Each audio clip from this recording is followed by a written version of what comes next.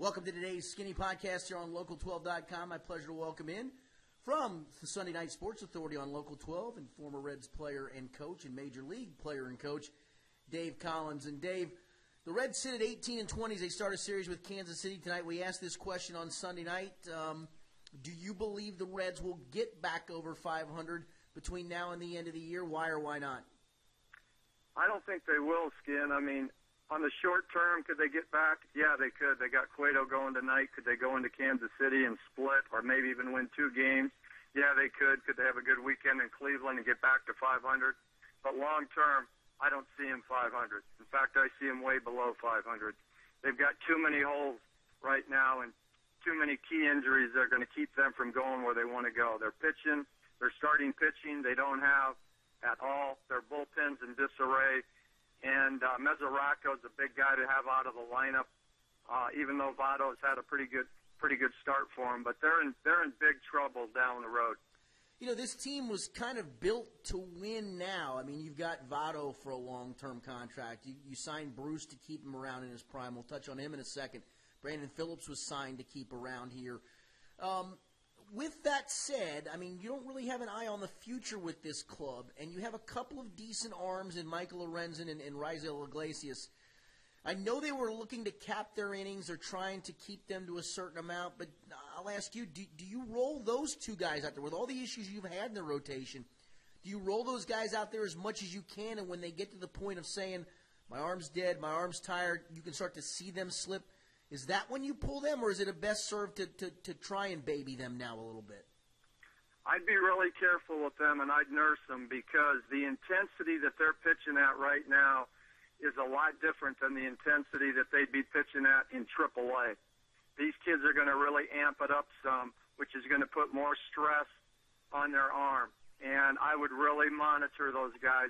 If I even had to skip them a turn, if I had to give them an extra day between starts, I'd really watch where they're at during the course of the season because they cannot afford to have another arm go down. So I'm really going to baby those young kids that's showing a lot of promise, and those are the guys that you just mentioned. Jay Bruce has really been a source of frustration for a lot of folks, and I'm sure he's frustrated with himself. Over the last 10 months, he has really, really struggled with the plate for almost all 10 of those months, save a month or two. He did hit the ball a little bit better over the weekend, went 5 for 9 with a couple of home runs. Did you see anything at all that says, all right, maybe he's starting to snap out of this, or does he still have a long way and have a lot of adjustments to make to go? No, I haven't really seen a change. I mean, to me, what I looked at right away, Skin, is when he hit those home runs. One of them was the score was 11-0, and the other one he hit the next day was a guy that, to me, is a borderline major league pitcher. I'm looking at is he made an adjustment, and is he starting to hit good pitching? And he hasn't been able to do that consistently. I mean, if you make the right pitches on him, you're going to get him out. And until he makes adjustments, I continue to see the same with him. I would love to see him get going because everything I've heard about him, he's a first-class kid. He represents the organization great in a first-class way. But to me, what you've seen in the last 3 years with him, I think that's what he is. He can get hot once in a while, but for the most part, he hurts you more than he helps you. I'm going to ask this, and it's a tough question to ask because I'm not sure what the answer is. You'd have to get inside Jay Bruce's head. But you played with players. The shift obviously wasn't as prevalent in your day as it's all of a sudden become these days where a lot of different guys get shifted. Can that get in his head, though? Has that gotten in his head, in your opinion? Yeah, I think it has. And, I mean, to me, you take what the game gives you. You're a big league ball player. If you see the third baseman playing shortstop, all you've got to do is be able to drop a bunt down or just be able to take your bat and hit the ball down between third and short. I mean, a big league ball player should be able to do that. Make the adjustment. If you can make an adjustment and show them you can do that, they're going to come out of that shift right away. And to me, it's taking what the game gives you and being able to execute. He hasn't been able to do it. Speaking of adjusting, Billy Hamilton's had a hard time with that as well. He certainly creates havoc when he's on the bases. You can see pitchers, they get a little more nervous. You were a player like that. You know what you could do to unnerve pitchers, but you got on base a whole lot more often than Billy Hamilton does. Just tangibly speaking, what can he do to improve his approach at the plate and his ability to get on base more than 29, 28%? Well, to me, to increase your on-base percentage, start swinging at strikes and take balls. Have a better plan at the plate and being able to be disciplined enough to execute it. Right now, when I watch Hamilton play, if I was working with Billy Hamilton, my big thing with him is we're only grading you on the pitches you swing at. And to me, take breaking balls early in the count, lay off fastballs up in the zone so you're not hitting the ball in the air, and try to get, if you get a good pitch to hit, put a good swing on it and try to keep the ball on the ground or the line. The one thing I would mention to him, something I would try, the same thing they did with Vince Coleman in St. Louis, use a big bat, especially hitting left-handed. You don't need bat speed. Just drop the barrel to the ball and get the ball in play. You'll cause all kinds of havoc for the defense, and it will keep you back a little bit longer so you can see the ball just a little bit longer. The other thing is work on the slash bunt. Show bunt right away, bring the barrel back, and just drop the barrel and put the ball in play. That could cause a lot of problems for the defense and up his on-base percentage. The other thing for me, become a great bunter. I worked with Juan Pierre when I was with the Rockies, and Juan Pierre could not even sacrifice bunt. He became the best bunter in the game, and he did it for one reason. It wasn't Dave Collins, I can tell you that. It was his work ethic. He bunted 4 buckets of balls every day. We even had to take the pitching machine with us on the road so he could bunt. And this guy became unbelievable at bunting the ball, and all it was practice. He became so good, he would bunt with 2 strikes. The infield would stay in on him, 2 strikes. He'd shoot balls through there for a base hit swinging because the infield couldn't move back on him. If Juan Pierre could do it, Billy Hamilton could do it, and Hamilton's got more speed. And Dave, you had, I'll go ballpark, 18 to 25 more bunt singles.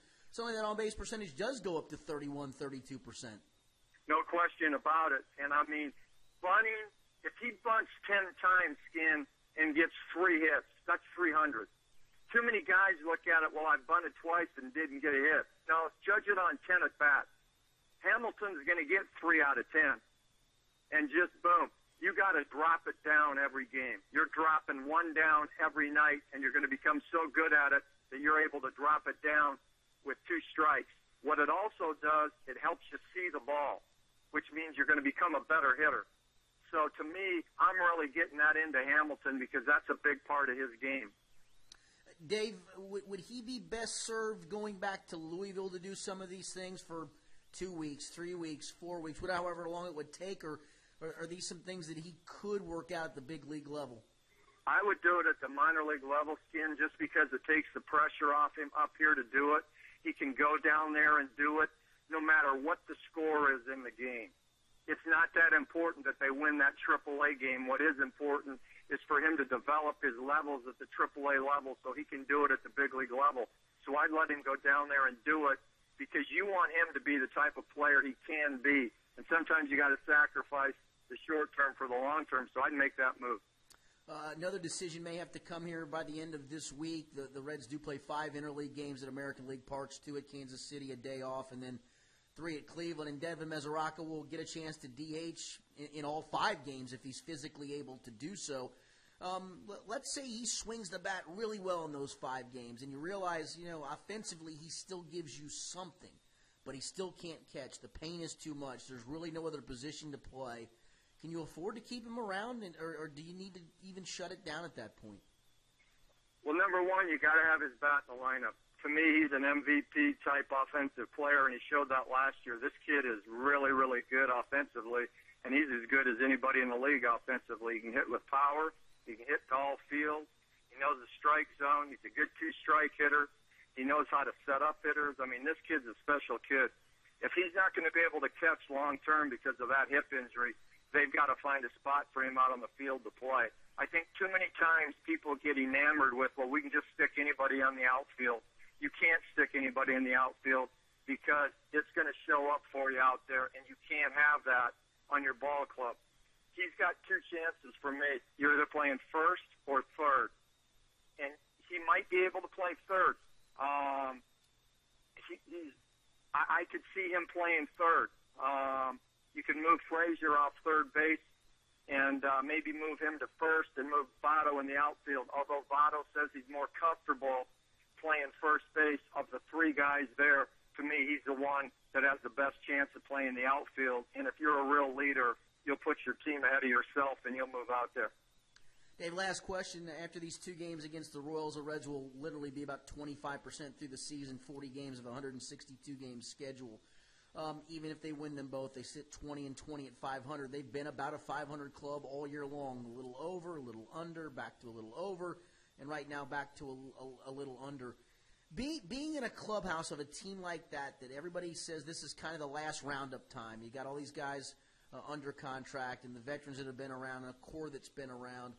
How hard can that be when you start to look around and say, well, that guy's not doing what he used to do or should do, and that guy's not doing what he's supposed to do, and there's no real young energy around either. How tough can that be on a player and on a team?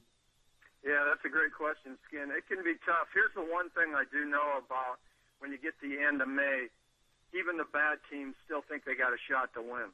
It'll take another month or so for them to figure out, no, you're out of it, just like everybody predicted you would be out of it. The thing with the Reds right now is they've got – I'll never forget Ozzie Smith saying this to me one night in the dugout when I was with St. Louis at the end of my career. He said, if you've got a hole – defensively, offensively, out on the pitching mound or in the bullpen, it will show up. And when it does show up, it will keep you from winning a championship. And I'll never forget him making that statement. The Reds have got a lot of holes, and it's going to show up. And when it does, it's going to keep them from winning the championship and keep them from even being close to winning one. Dave, I appreciate the time. We'll see each other again Sunday night on the Sports Authority on Local 12. Look forward to it then, and thanks for your time. Hey, you're the best, Skin. Thanks a lot. Appreciate it. That's Dave Collins, former Reds player and coach, on today's Skinny Podcast.